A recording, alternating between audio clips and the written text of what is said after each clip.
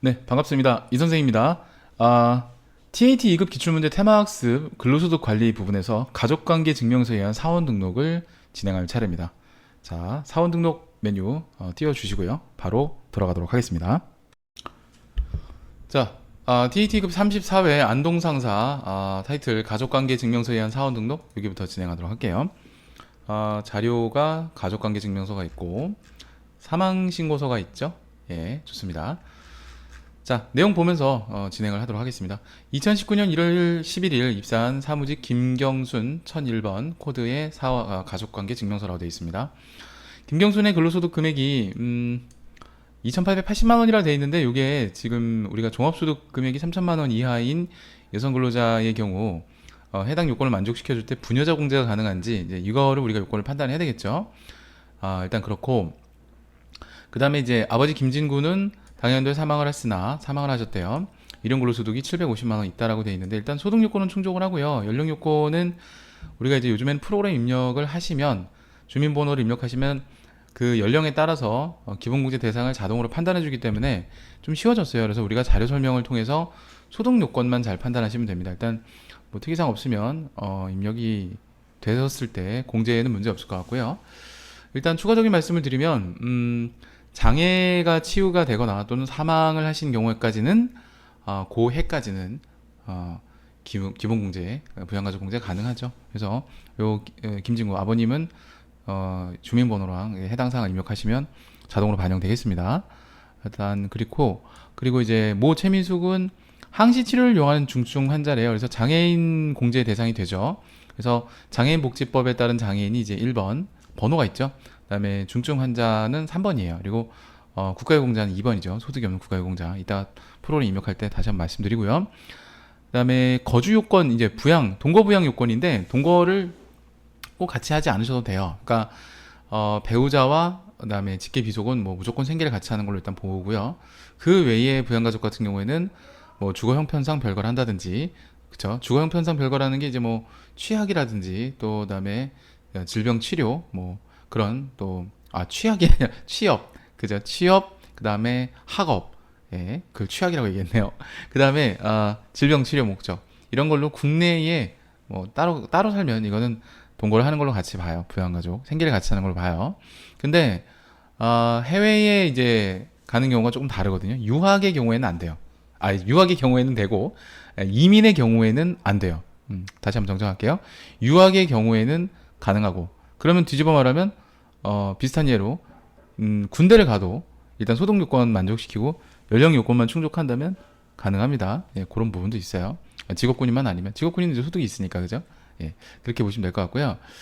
그다음에 아들 서인수는 현재 대학에 다니고 있고 이건 뭐 주민번호 입력해 보면 되겠죠. 개인 사업자 사업자도 있어요. 100만 원 이하의 사업소득 금액이 있다. 종합퇴직 양도소득 금액 그러니까 타선 소득이 없다면은 요 소득 요건만 가지고서 소득공제 대상은 됩니다. 일단 이따 뭐 입력을 또 하면서 말씀드리도록 하고 아들 서인주는 고등학생 소득이 없다. 뭐 부양가족에 전혀 문제가 없죠. 자, 그러면 지금 뭐 남편 얘기가 없는 것 같은데 이따 가족관계 증명서를 보면 남편이 실제로 없어요. 이런 경우는 우리가 좀 고민을 해봐야 되는 게 그렇죠. 부녀자 공제와 한부모 공제 둘 중에 하나만 적용하니까 한부모 공제가 될 가능성이 있는데 이건 또 가족관계 증명서 내용을 좀 보도록 하겠습니다. 자, 뭐 여기 나와 있는 사망 신고서는 그냥 이건 참고용이라고 보시면 될 것 같고요. 예, 사망을 했다. 사실 사망 신고서 첨부가 안 돼 있어도 사망을 했다라는 어떤 그런 문제 지문의 내용만 가지고서도 판단은 가능합니다. 자, 여러분 이제 가족관계 증명서를 보고 판단하셔야 되는데 지금 보면은 그렇죠.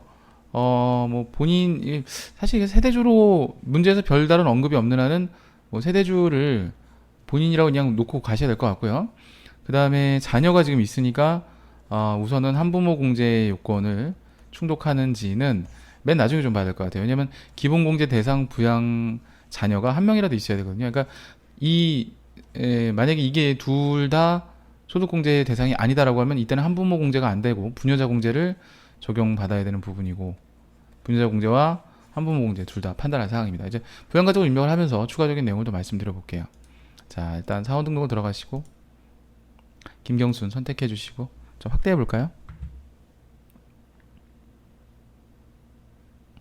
자, 우선은 섣불리 먼저 판단하기보다는 쭉 다 입력을 하고 한부모인지 부녀자인지 한번 판단하도록 하겠습니다. 일단 1번 직계존속 눌러주시고 김진구 주민번호를 먼저 입력해 줍니다. 그래서 440405 1649 478. 자, 70세 이상 경로도 자동 반영되죠. 그 다음에 최미숙도 역시 연령 요건 근데 장애인이기 때문에 사실 연령 요건은 없다고 봐야 되는데 이렇게 입력을 해주시고, 왜냐하면 경로가 또 있을 수 있기 때문에. 자, 경로가 자동 반영됐죠. 이 얘기를 좀 해야 되는데 공식 정답에는 이렇게 표시가 되어 있어요. 네. 그러니까 이제 기본 공제 60세 이상이면서 장애인 이렇게 놓고 들어갔는데 제가 뭐 누누이 다른 회차에도 말씀드리겠지만 요렇게 표시하는 것보다 원래 원칙은 이게 맞습니다. 이렇게 표시하는 게 맞습니다. 정답의 표시가 조금 잘못되어 있다고 봐야 돼요. 왜냐면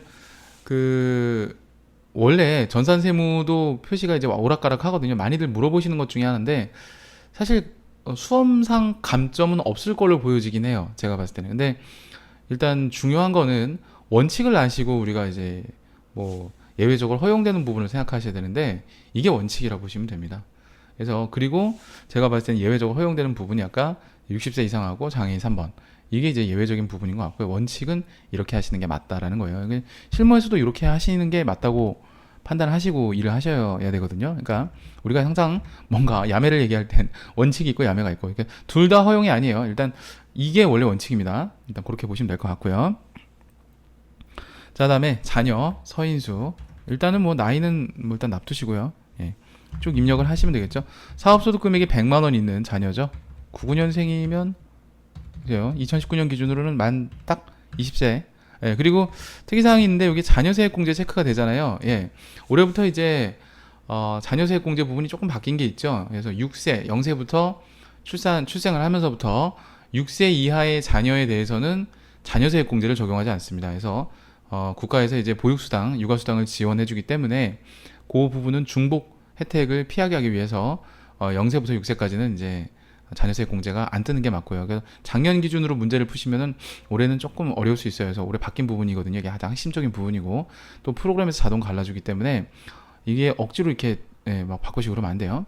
그래서 일단은 7세부터 이렇게 공제가 되는데 여기에 대한 내용이 여기 언급이 되어 있어요. 여기 체크를 해놓으면요. 자, 이쪽에 나와 있죠.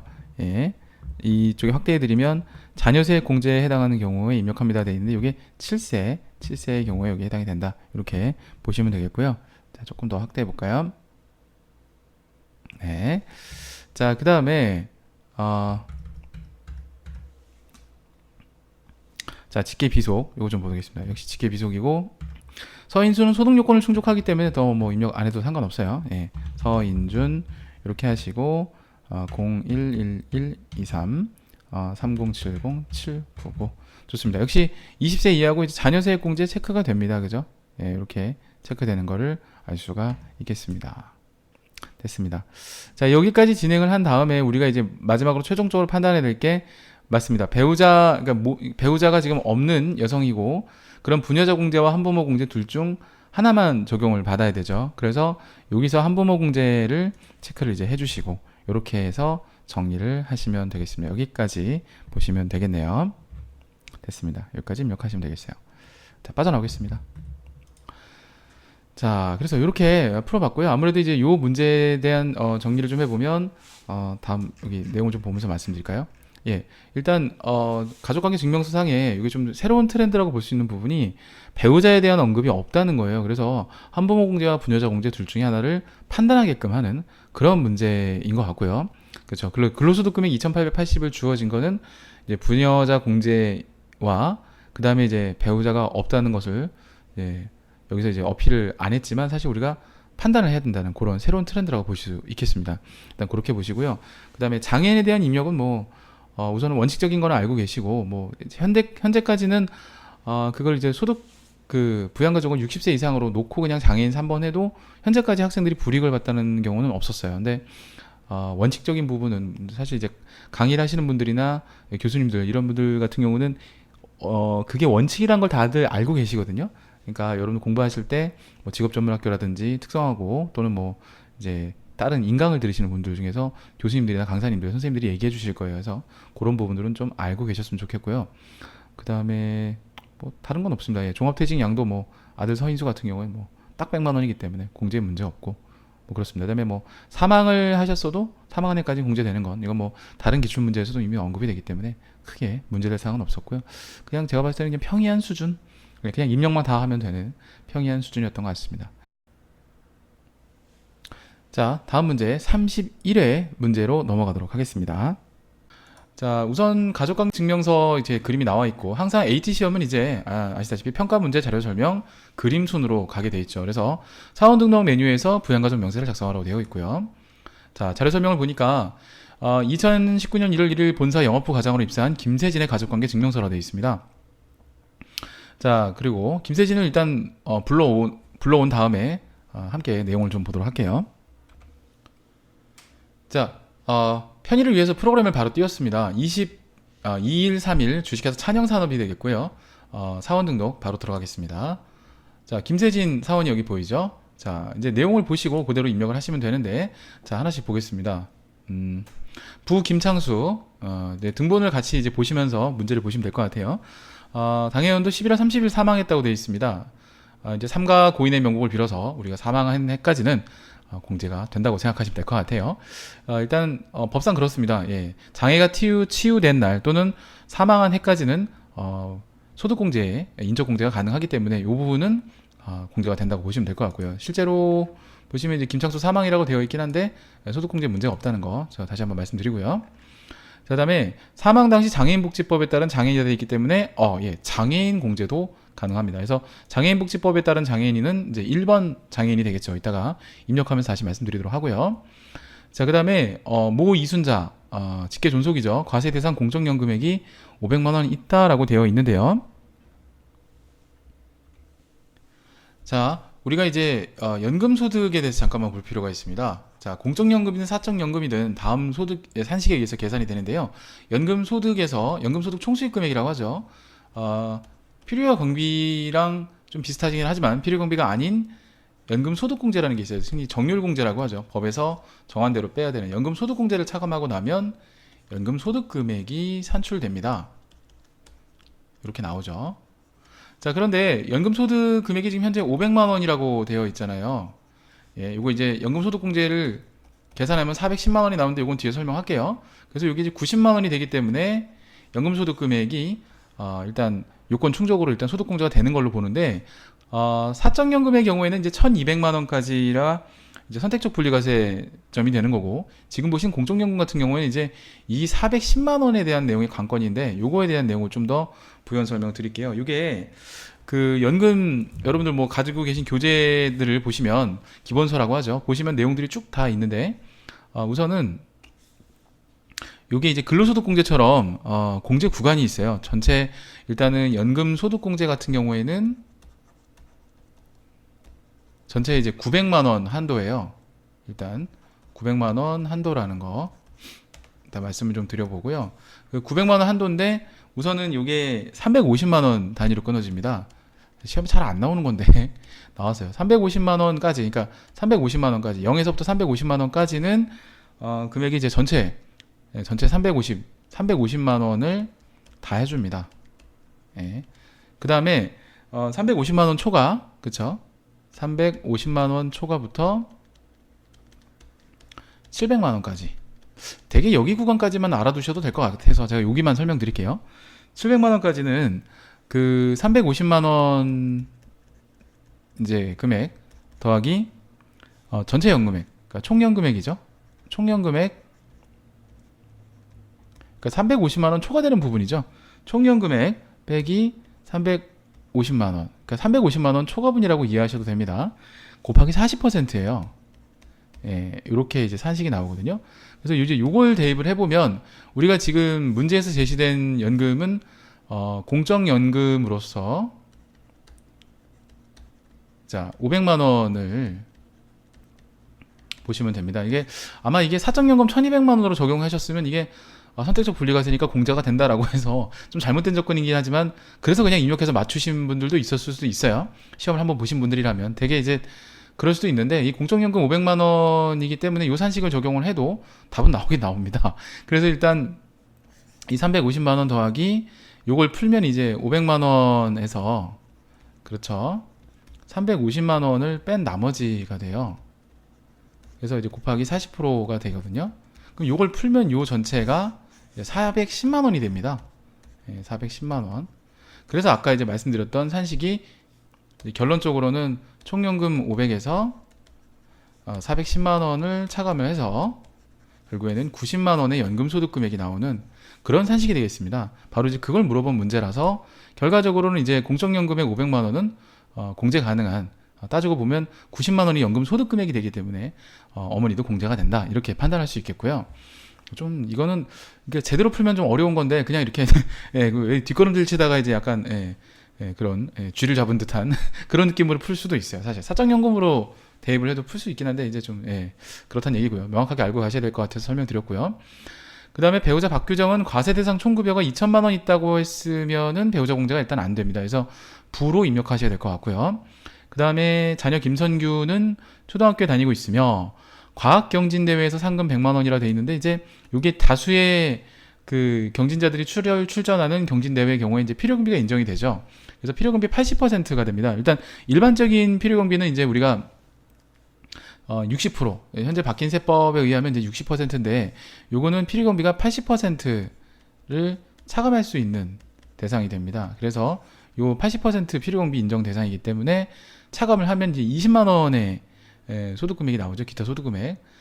역시 그렇고 요건 이제 우리가 선택적 분리과세 측면에서 봤을 때도 분리과세가 일단 300만 원이 안 되죠. 적용 더 필요금비 인정을 안 된다고 가정을 해도 이거는 뭐 공제 문제 없기 때문에 자녀 김선규도 역시 공제가 된다, 이렇게 이해를 하셔도 크게 관계가 없겠습니다. 자, 그다음에 형제인 김세영은 퇴직을 했다고 되어 있고요. 현재 재취업을 준비하고 있고 퇴직 소득 금액이 200만 원 있다 그러면 이제 종합 퇴직 양도 소득의 합계 금액이 100만 원 이상으로 보아야 되기 때문에 일단은 공제 대상은 해당하지 않지만 우리가 부로 입력을 하는 그런 내용이 되겠습니다. 자, 이 내용을 가지고 우리가 입력을 한번 해보도록 하겠습니다. 자, 아까 봤던 김세진 화면입니다. 조금 확대를 해서 좀 입력을 해보도록 할게요. 자, 아이고, 확대를 좀 하겠습니다. 좀 살살. 자, 우선은 뭐 본인 김세진은 크게 문제 없고요. 그 다음에 이제 김창수, 김창수니까 이제 1번 소득자의 직계존속 가주시고, 그 다음에 김창수 이렇게 입력해 주시면 되겠고요. 그 다음에 390505 이렇게 가주시고 1111 118 이렇게 가주시면 되는데 지금 이제 이렇게 뜨잖아요. 그래서 이쪽에 장애인 부분을 체크를 해주셔야 됩니다. 이렇게 장애인. 그래서 장애인복지법에 따른 장애인이기 때문에 이렇게 살살 이게 화면 확대하다 보면요 이게 확 돌아가요. 그래서 천천히 하고 있습니다. 자, 그렇고요. 그 다음에 이제 두 번째는 소득자의 직계존속 역시 요게 이제 이순자가 되는 거죠. 네, 이분. 그 다음에 아까 이제 공적연금소득 문제 없다고 말씀드렸습니다. 그래서 2022346 그대로 입력하시면 되겠고 뭐 경로 자동 반영됩니다. 자, 그 다음에 배우자 박규정. 배우자는 이제 아까 소득이 없다고 소득이 참 있다고 말씀드렸죠. 왜 왔다 갔다 하나. 그래서 이제 0번 부로 입력하시면 되겠고요. 그 다음에 이제 박규정. 좋습니다. 그래서 791111 그대로 227 이렇게 가시면 되겠고 그 다음에 이제 김선규가 있었죠. 자녀 김선규 20세 이하를 일단 놓으시고요. 그 다음에 김선규 프로그램에서 다 나이를 판단해 주기 때문에 소득 요건만 잘 보시면 돼요. 그래서 이렇게 입력을 하시면 되겠고, 자, 이제 자녀 세액공제에 대해서 제가 좀 말씀을 드리려고 했는데 요게 이제 김선규의 나이가 이제 08년생이기 때문에 요 나이를 계산하면 이제 11살이 돼요. 그렇죠? 2019에서 이제 2008을 빼시면 이제 11살 되는데 요게 이제 7세 요거 자녀세액공제 잠깐만 봐드리면 이렇게 나와요. 자녀세액공제 해당하는 경우 입력합니다라는 말이 나오는데 요게 이제 우리가 나이 따지는 기준이 7세가 됩니다. 그래서 7세 이상 20세 이하의 경우에는 자녀세액공제를 받습니다. 올해부터 이제 바뀐 규정이 있죠. 그래서 이제 요게 자녀 보육수당 지급 때문에 이제 0세부터 그러니까 태어난 해부터였죠. 출산부터 나이가 6세까지는 만으로죠. 6세까지는 이제 보통 초등학교 들어가기 전이죠. 6세까지는 자녀 보육수당을 받기 때문에 자녀세 공제가 그 주민번호 입력하면 안 뜨게 돼요. 그래서 이 뒤에 입력을 할 때도 제가 또 부연 설명을 드리도록 하겠습니다. 그 프로그램이 너무 당연한 거기 때문에 작년까지는 이게 자녀 보육수당이 없었기 때문에 자녀가 몇 살이든 이제 20세 이하 자녀 같은 경우 다 자녀세 공제 대상이 되는데 그게 이제 7세 기준으로 없어졌다는 거 그거 좀 다시 한번 말씀을 좀 드리고요. 그 다음에 6번 누르면 이제 형제자매가 돼요. 물론 F2번 눌러서 찾는 방법도 이렇게 있는데 일단 외우시면 좀 더 도움이 될 것 같아요. 자주 하다 보면 이게 외워집니다. 그래서 김세형 이렇게 가주시고요. 그 다음에 760915 1927314 이렇게 가주시면 되겠습니다. 그래서 뭐 내용들 다 됐고요. 이제 부로 입력을 했죠. 됐습니다. 여기까지 이렇게 입력을 하시면 되겠습니다. 자, 좋습니다. 자, 빠져나가겠습니다.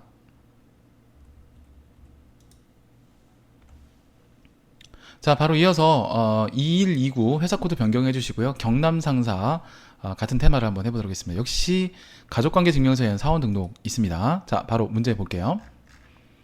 자, 2019년 1월 27일 CS 본부 팀장으로, CS는 이제 서비스 팀이죠. 입사한 관리직 장혜란의 가족관계 증명서이다 라고 되어 있습니다.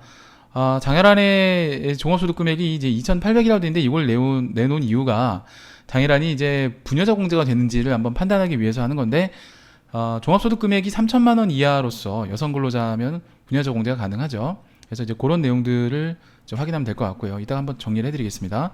그 다음에 김득서는 사적연금 소득 1200이 있다. 딱 1200이 있다면 이제 우리가 선택적 분리과세가 되죠. 이 부분도 뒤에 가서 한번 정리를 할게요. 자, 일단 공제 가능합니다. 뭐 장혜란도 배우자가 있다면 거기에 대해서 부녀자 공제 가능하겠죠. 자, 배우자 임호영, 배우자가 시퍼렇게 살아있네요. 자, 그럼 상대적으로 장혜란은 부녀자 공제가 가능하다는 얘기가 되는 거고요. 이따 체크를 해주시면 될 것 같고, 세대주라고 되어 있기 때문에 장혜란은 세대원이 되겠네요. 그 다음에 장애인복지법에 따른 장애인으로 등록되어 있는데 이자소득 1900. 야, 되게 이러면은 이제 금융소득이 2천만 원 이하의 그죠? 그 조건부 종합과세이기 때문에 이것도 공제가 가능합니다. 이번에는 이론적으로 좀 설명드릴 게 되게 많네요. 네, 좋아요. 아들 임영주는 대학에 재학 중이고, 좋습니다. 1900가 300만 원 소득이 있는데 이것도 뭐 근로소득이 딱 다른 소득 없고 근로소득만 있다면 500만 원까지는 문제가 없기 때문에 공제에는 문제가 없습니다. 현재까지는 다 괜찮네요. 이모라고 돼 있는데 이 간암 투병 중이고 같이 사는 이모는 우리의 마음을 참 아프게 하지만 정말 외람되지만 이모는 이모, 삼촌, 고모, 조카 공제되지 않습니다. 아이의 기본 공제 대상도 입력을 하시면 안 됩니다. 다시 한번 말씀드리듯이 이모, 삼촌, 고모, 조카 입력하시면 안 돼요. 아주버님 안 돼요. 좋습니다. 이 사항을 가지고 우리가 알아야 될 이론 내용들 간단하게 몇 가지만 정리해 드릴 테니까 같이 한번 보고 또 이어서 가도록 하겠습니다. 자, 우리가 부녀자 공제부터 먼저 좀 볼게요. 자, 우리가 일단은 부녀자 공제에 대한 요건을 다시 한번 따져보면요. 부녀자 공제. 자, 부녀자 공제는 일단은 여성 근로자만 가능하고요. 그 다음에 당해연도 종합소득 금액 기준으로요. 종합소득 금액 기준으로 3천만 원 이하여야 됩니다. 자, 3천만 원 이하여야 된다. 이런 조건이 따라 붙고요. 자, 그래서 부녀자 공제는 일단 기본적인 조건이 이거고요. 여성 근로자 종합소득 금액 3천만 원 이하. 자, 그 다음에 이제 결혼을 했는지가 상당히 중요하죠. 결혼을 했다와 하지 않았다가 나눠집니다. 결혼을 했다라면 일단 무조건 공제가 됩니다. 그냥 무조건이에요. 그래서 금액은 50만 원 해줍니다. 50만 원 참고로 50만 원 해주고요. 자, 그다음에 결혼을 안 했다 그러면 이제 우리가 1+2의 조건을 만족시켜야 되는데요. 첫 번째는 세대주여야 합니다. 두 번째는 정확하게 표현하면 기본 공제 대상자인 부양가족이 있어야 됩니다. 부양가족. 우리가 기본공제 대상자인 부양가족 하면은 이제 뭐 3명이 있죠. 하나는 이제 20세 이하든지 60세 이상이든지 소득이 없는, 그죠? 소득이 없는으로 모두 다 한정할까요? 소득이 없는. 그 다음에 장애인은 나이 요건이 없죠. 이렇게 셋 중에 하나가 이제 만족시켜야 되지 부녀자 공제가 된다, 이렇게 보시면 되겠어요. 자, 요거랑 이제 또 대비되는 게 한부모 공제인데도 한부모 공제는 한부모 공제 테마를 할 때 좀 자세하게 설명드리도록 하고요. 일단 요게 첫 번째 말씀을 드렸고, 자, 그 다음에 이제 연금소득에 대한 얘기 좀 해볼게요. 우리가 이제 선택적 분리과세 얘기를 좀 안 할 수가 없는데, 선택적 분리과세. 예. 자, 선택적 분리과세라는 얘기는 이제 두 가지 소득에 적용되는 얘기죠. 하나는 이제 연금 소득에 적용되는 얘기가 되겠고, 또 하나는 기타 소득에 적용되는 얘기가 되겠습니다. 그래서 연금 소득의 경우에는 정확하게 말씀을 드리면 사적 연금 총 수입 금액이 연간 1,200만 원 이하인 경우를 얘기하고요. 그 다음에 기타 소득의 경우에 이제 기타 소득 금액이 기타 소득 금액이 연간 300만 원 이하, 요 두 가지 조건이 있습니다. 그래서 요 두 가지 중에서 이제 여러분들이 이제 따지시면 되거든요. 근데 중요한 부분은 뭐냐면 이건 사적연금 총수익 금액이니까 연금 소득이라는 거예요. 아이고, 연소가 아니라 연금 소득. 연금 소득이라는 부분이고요. 얘는 기타 소득 금액이니까 소득 금액을 얘기하는 겁니다. 분명히 아시다시피 소득과 소득 금액은 다른 개념이죠. 자, 이렇게 볼 수 있겠고요. 자, 마지막 또 하나는 이제 조건부 종합과세죠. 자, 조건부 종합과세. 우리 금융소득에 나왔던 조건부 종합과세 한번 훑어보고 가도록 해요. 자, 우리 조건부 종합과세 같은 경우에는 우리가 이제 2천만 원을 기준으로 하죠. 2천만 원. 2천만 원 기준으로 하는데 이 조건부 종합과세 적용 대상은 딱 얘밖에 없어요. 이자랑 배당 소득의 합계를 가지고 2천만 원 따집니다. 그래서 2천만 원 이하냐, 2천만 원 초과냐. 2천만 원 이하의 경우에는 분리과세를 적용하고요. 2천만 원 초과의 경우에는 종합과세를 적용한다. 이렇게 보시면 이해가 좀 더 빠르지 않을까 싶습니다. 자, 이 정도 보시면 될 것 같고요. 나머지는 바로 입력을 하면서 마무리를 하도록 할게요. 자, 프로그램 입력 바로 들어가겠습니다. 자, 우선은 이제 장해란을 선택해 주시면 되겠고요. 여성 근로자. 자, 확대를 좀 해볼까요? 자, 일단 분여에 체크를 해야 되고, 세대는 이제 세대주가 아니기 때문에 0 하시고 분여에 체크를 해주시면 되겠습니다. 이렇게 가지고요. 좀 땡길까요? 아, 예, 됐습니다. 자, 그 다음에 이제 배우자가 먼저인가요? 아, 모가 먼저죠. 모 김득선. 여기서는 이제 김득선 씨가 누구의 어머니가 중요한 건데 장혜란 씨의 어머니가 되겠습니다. 자, 그래서 사적연금 소득이 있기 때문에 그냥 입력하시면 되겠죠. 그래서 김득선, 그 다음에 주민번호 입력해 주시면 돼요. 뭐 입력하는 거 어렵지 않죠. 예, 경로까지 다 깔끔하게 정리가 됩니다. 그 다음에 배우자 임호영은 문제 없다 그랬죠. 배우자 임호영. 자, 그리고 주민번호도 이렇게 깔끔하게 입력하시면 되겠고요. 그 다음에 이제 자녀 임영준, 자녀가 많네요. 임영준, 그리고 99030511111116 그리고요. 자녀세액공제 자동 체크됩니다. 99년생이라서. 자, 그리고 임영훈도 똑같이 해주시면 되겠죠. 예. 자, 됐고요. 그 16년생인데요. 여기가 나이를 따지면 이제 3살이죠. 예, 2016. 예, 계산기 좀 두드려 봤는데 아까 말씀드린 대로 자녀세액 공제가 이제 7세 만으로 7세 이상 20세 이하까지 되기 때문에 올해부터는 여기 자녀세액 공제의 체크가 지금 안 되는 게 정상입니다. 이거 억지로 체크하시면 안 돼요. 이게 안 되는 게 맞아요. 예, 참고로 다시 말씀드렸고요. 자, 그다음에 여기까지예요. 김기남 우리 이모님께서는 간암 투병 중이신데 너무 마음이 아프지만 입력하시면 안 돼요. 그래서 여기까지 입력을 했고요. 자, 일단 요 문제의 특이사항 같은 경우는 아까 말씀드린 대로 이제 이쪽에 있는 부녀 쪽하고 세대주 요거 체크하시는 부분, 그 다음에 자녀세액 공제는 자동으로 입력이 되기 때문에 별도로 건드릴 사항이 없다. 요런 것 정도만 추리시면 깔끔하게 정리가 되지 않을까 싶습니다. 예, 좋습니다. 여기까지 하는 걸로 하고요. 바로 다음 문제로 넘어가도록 할게요. 자, 이어지는 문제 24회 제1산업 되겠습니다. 자, 역시 가족관계증명서 사원 등록이고요. 바로 문제 볼게요. 자, 2019년 2월 16일 입사한 사무직 학영자의 가족관계증명서다라고 되어 있어요. 학영자의 종합소득금액은 2,800이다. 아까랑 똑같은 패턴이죠. 정진숙이 이제 어머니인 것 같은데요. 그죠? 일용근로소득이 820만 원 있다? 뭐 상관없죠. 예, 무조건 분리과세니까 일용근로소득은 소득이 없다고 보시면 됩니다. 그 다음에 배우자 이해상은 세대주에 해당한다. 그러면 상대적으로 학영자는 세대원이다. 다시 한번 확인할 수 있겠고요. 패턴이 비슷하죠. 항시 치료를 요하는 중증 환자 3번 장애인 되겠습니다. 이따가 입력을 하면 되겠고요.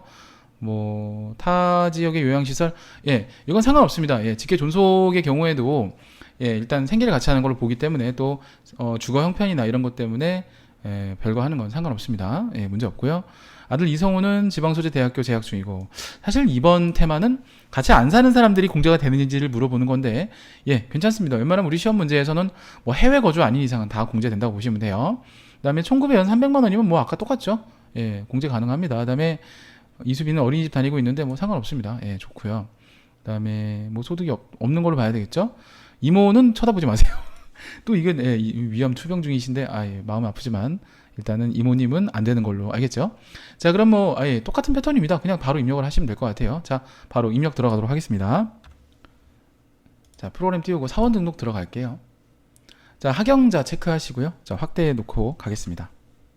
자, 우선은 세대 체크를 해제하시고요. 부녀 체크를 하시면 되겠고요. 예, 그다음에 본인 됐고 이제 어머니 뭐 정진숙, 이게 학영자의 어머니로 보셔야 됩니다. 정진숙 이런 걸로 소득이기 때문에 이건 문제 없죠. 예. 예, 좋고요. 자, 그 다음에는 이해상 배우자는 세대주라고 했는데 뭐 상관없고 여기 체크하는 거 없죠. 장애인 체크해 주시고 3번 이렇게 가주시면 되겠고, 이해상 예. 그 다음에 주민번호 01774910 좋습니다. 자, 그다음에 좀 특이사항이 있는데 작년의 화면하고 올해하고 좀 달라졌죠. 이렇게 가족관계가 이렇게 명시가 돼요. 요즘에 좀 프로그램이 바뀐 부분도 예, 사원 등록 때도 제가 말씀을 드릴 건데 어쨌든 예, 뭐 비슷하다는 거 좀 알고 계시면 될 것 같고요. 자, 그다음에 뭐 이건 별거 아닙니다. 시험하고 크게 관계 없어요. 어차피 저건 평가 범위가 아니기 때문에. 그다음에 자녀 예, 이성훈. 자, 주민번호가 990305-1111-116 좋고요. 자, 이제 20세 이하이기 때문에 7세 이상 20세 이하는 자녀세 공제 체크가 됩니다. 자, 그다음에 이수빈. 예. 자, 이것도 17012340707881. 예, 좋습니다. 뭐 어린이집 다닌다고 했지 뭐 다른 건 없고요. 자, 여기까지 이렇게 봤고요. 이모는 공제 대상이 아니기 때문에 아예 입력하지 않는다는 거 다시 한번 강조를 좀 드리겠고요. 뭐 이 정도만 보시면 될 것 같습니다. 자, 좋아요. 빠져나가겠습니다. 자, 바로 다음 문제로 넘어갈게요. 자, 다음 문제 20회 보성물산 되겠습니다. 자, 역시 가족관계 증명서에 의한 사원 등록이죠. 자, 바로 문제 들어갈게요. 문제가 좀 옛날 문제라서 이렇게 단서가 많지 않습니다. 2019년 9월 25일에 입사한 임성준, 세대주라고 되어 있습니다. 남성 근로자 같아요. 모 김은자는 주거형편상 별거, 뭐 괜찮습니다. 이거 예, 소득이 없다, 좋습니다. 공제 가능합니다. 배우자 장인애는 복권 당첨 소득, 이건 무조건 분리과세 당첨 소득, 기타 소득은 분리과세 선택이라고 되어 있기 때문에 뭐 이건 그냥 공제가 된다는 얘기로 해석을 하시면 돼요. 그 다음에 별도의 소득이 없으니까 그냥 입력하면 되겠고, 뭐 그럼 나이는 뭐 알아서 판단하겠죠. 그 다음에 임도일은 공제가 안 됩니다. 퇴직소득 금액이 150만 원 있기 때문에 뭐 장애인인 건 좀 뭐 공제 요건에 해당되지만 소득이 있는 장애인이기 때문에 공제가 안 되죠. 예, 이것도 되게 노멀한 수준의 문제입니다. 자, 뭐 대충 다 요건 파악했으니까 바로 입력 들어갈게요. 자, 사원 등록 들어가 주시고요. 보성물산입니다. 자, 임성준 좋습니다. 자, 확대해서 들어갈게요. 자, 일단 뭐 세대주라고 돼 있으니까 뭐 그리고 남성 근로자니까 뭐 부녀자 공제 요건 판단할 필요는 없을 것 같고요. 자, 바로 들어가면 이제 모 김은자부터 자, 소득자의 직계 존속 김은자 이렇게 들어가 주신 다음에 주민번호가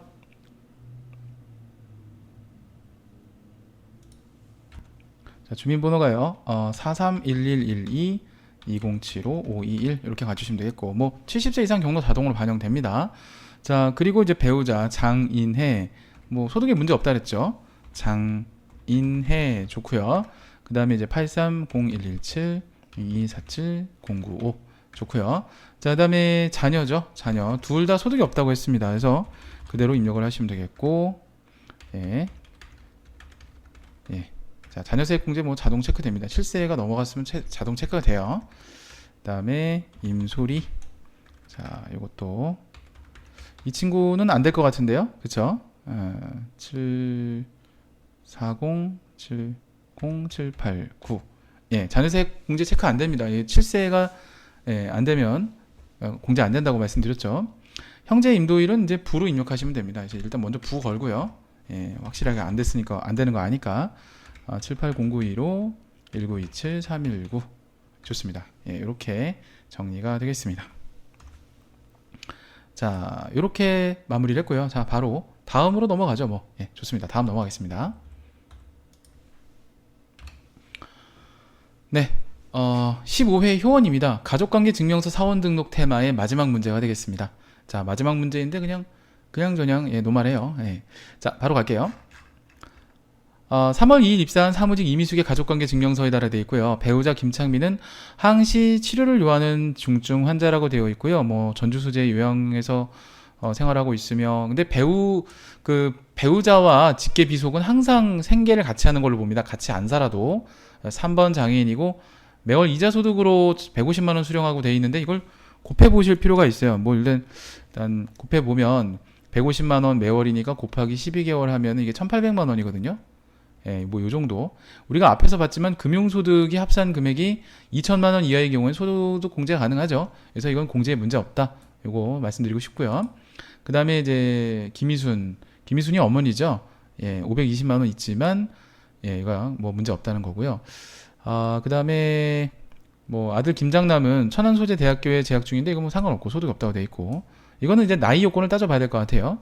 김찬현은 소득이 없고 언니는 동거하고 있으면 소득이 없고, 뭐 이것도 다 따져보면 되겠습니다. 문제는 이 문제가 좀 뜨거운 감자가 됐을 수도 있었던 게, 이미숙이 과연 이제 종합소득금액 3천만 원 이하의 요건을 충족하느냐라는 게 관건이었는데, 사실 이게 좀 방법이 하나 있긴 있는데요.